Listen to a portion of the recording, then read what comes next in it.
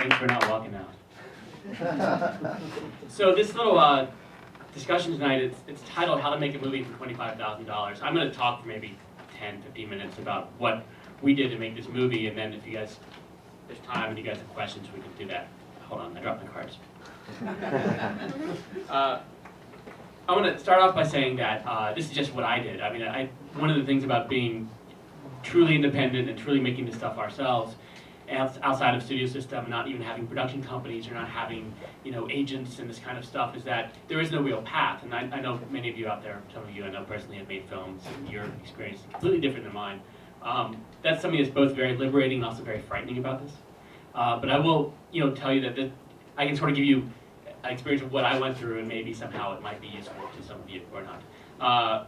So that's first of all. And secondly, I keep saying but I think that's a complete misnomer.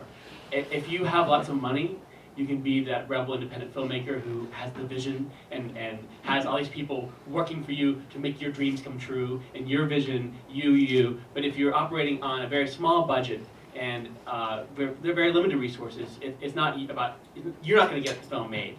Other people are going to get the film made with you, and it has to be your collective experience. So during this whole process, I always refer to this as us and our project. And I think my role as director was in very many ways sort of steering the artists who came together to make this project to make a unified piece. And I think that's crucial. I mean, I've worked on a lot of sets, and I know many of you have too. I've been on Hollywood sets, like some pretty big budget ones, and those films quite often, the crew's very happy, the cast's very happy, they're very dedicated, and they're happy to work till 2 a.m. because they're getting that sweet overtime at 2 a.m. And they tend to work very slow as well, I will say, because sets really hemorrhage money. And I've been on sets where people are, getting paid $75 for the day, or like a stipend or a flat rate that's kind of small. And on those sets, people tend not to make that extra step. It's like, yeah, you know what? I will climb that ladder and fix that one extra thing, but the shot's good enough. I'm only getting paid $75 a day. But on sets that I've been on where people were working for free, not for free. I think that's also a misnomer because they're obviously getting something out of it. I think you're getting something creatively out of it, or you're getting a chance to work on a project you really care about because you've made a decision to be there. There's no money, but there's something there that's keeping you there. And those people, I think, tend to make the most oddly dedicated sets. I mean, speaking of 2 a.m., and we had someone willingly climb on the roof to hang a light because they thought it would make that shot just one bit better at 2 a.m. when I was ready to call it a day, but they were still into it because they really wanted to be there. So that sort of shows you that money is kind of a red herring. I mean, money's great, and we need money to make these things, but that's not it. It's not all of it. So I'm going to talk about a couple things, and you guys have these brochures, and I go into more detail on those. But I talked about like money, resources, and time as being sort of the elements that I had in play, trying to balance. And I think if you have lots of money, you can buy resources and buy time. If you have a lot of resources, you don't need money. And there's some combination of these things. I'm only going to say one thing about money because I don't know anything about it. I think it's overrated. I think you can always ask for things. If you're making a low-budget film, you should never pay full price for anything. And we just asked for discounts. We asked for free things, and you saw those special thanks, and almost all those were from things we got for free, or really low, reduced rate. Only one person turned us down. That was a sandwich shop that was about to go out of business, and they couldn't afford to give us a free sandwich, and they made that very clear. But that was it. I think it was lying. But that was really impressive. I mean, even like Dunkin' Donuts, you saw, we asked them for free donuts for our crew, and they were like, sure. Of course, I was probably the guy behind the counter who was ripping them off and stealing their money as well, but who knows. All right, so what I was blessed with and fortunate to find were resources. When I first moved to New York in 1992, this digital revolution hadn't happened yet. I had film training, I wanted to make movies, but I couldn't afford to buy a Steam Deck or rent a real camera and pay for developing a film.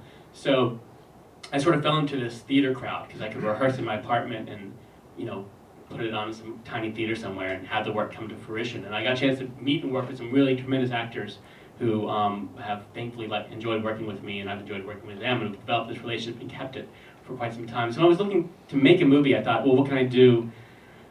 I've got actors. So if I have this movie, we'll have no resources, we'll have not much to do, not much pyrotechnics with shooting and this kind of thing, but if we can get really strong performances, that's going to go a long way to sell it. So I was lucky to have those connections to begin with.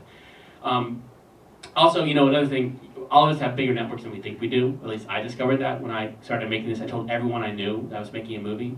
And I got offers for help. I got a caterer. I got donations, a lot of things without asking, because people were excited about wanting to be part of a movie.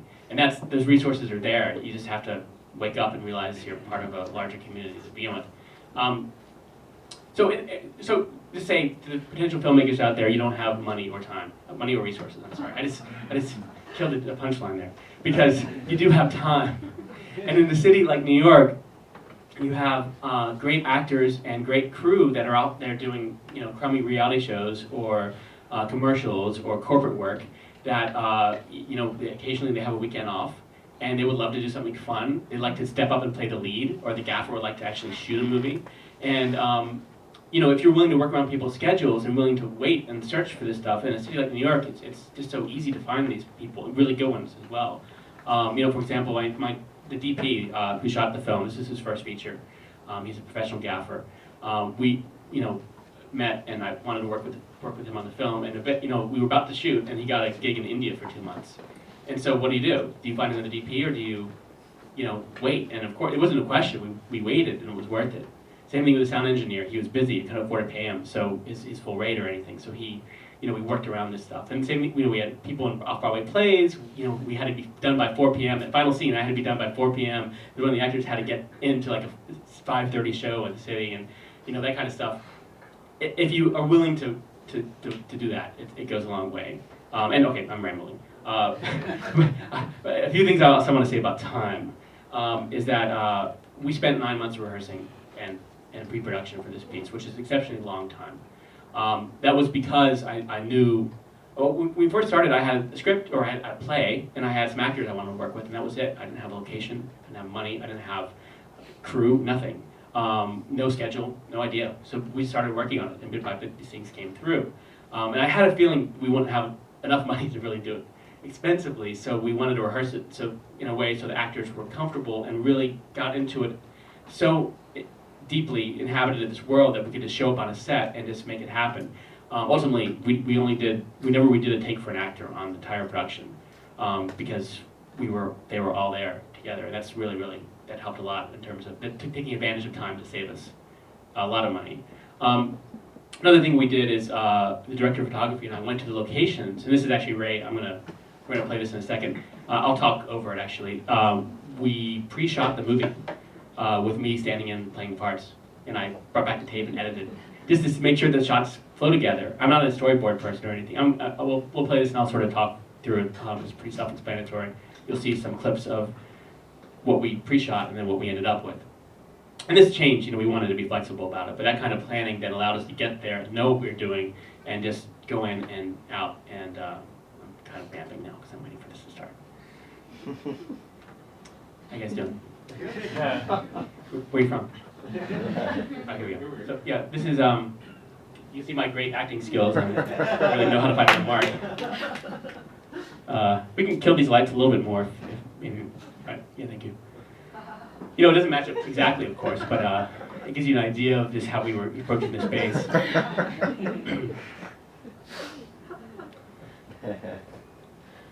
This is, of course, my camera versus my DP's camera. They're both mini DV. We shot this movie in mini DV. It's all the same.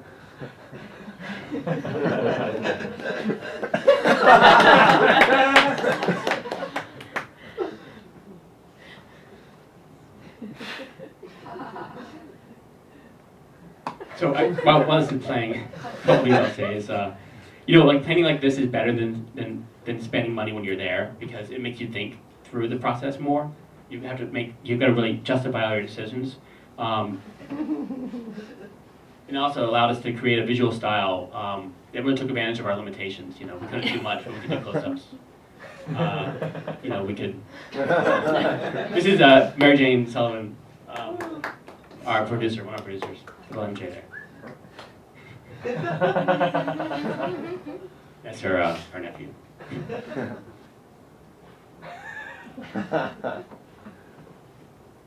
I really have hours of this, which is really kind of fun. And someday I'll present the movie with the dialogue of me doing that. I think it'd be really fun.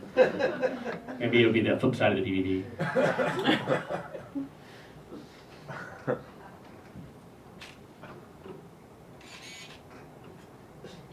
So how many days did you do this pre-shooting? You know, we kept making trips to the set, so I don't know, maybe it was like 3 or 4 trips there. This is actually, we actually filmed this the day before we actually shot it. This one was the closest to it because it was a farther away location. And this is the last shot here of this. This is the last shot of the thing. So. And there we go. So,